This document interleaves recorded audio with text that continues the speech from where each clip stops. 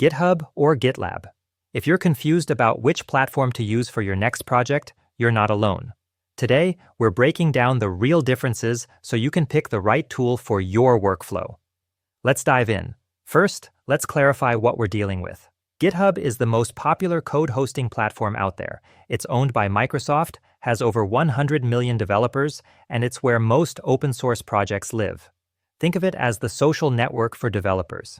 GitLab, on the other hand, is a complete DevOps platform. It's not just about hosting code, it comes with built-in CI/CD, project management, and security tools all in one place.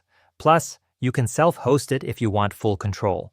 Both use Git for version control, but how they approach collaboration and automation is where things get interesting. Let's compare them head-to-head. Ease of use? GitHub wins here for beginners. The interface is clean, intuitive, and most tutorials online assume you're using GitHub. GitLab has more features packed in, which makes it feel a bit cluttered at first, but once you learn it, it's very powerful. CI/CD pipelines. This is where GitLab shines. It has native CI/CD built right in, no extra setup needed. You write a .gitlab-ci.yml file, and you're good to go. GitHub has GitHub Actions, which is also great, but it came later and some developers find GitLab's approach more straightforward for complex pipelines. Community and ecosystem. GitHub is king. More repos, more stars, more contributors. If you're working on open source or want to showcase your portfolio, GitHub is where recruiters look first. GitLab has a solid community too, but it's smaller. DevOps features. GitLab is an all-in-one platform. You get issue tracking, wikis, container registry, security scanning, and Kubernetes integration, all included. GitHub has most of these too, but some are through third-party integrations or require extra setup. Self-hosting. Want to run everything on your own servers? GitLab lets you do that with their Community Edition, which is free and open source.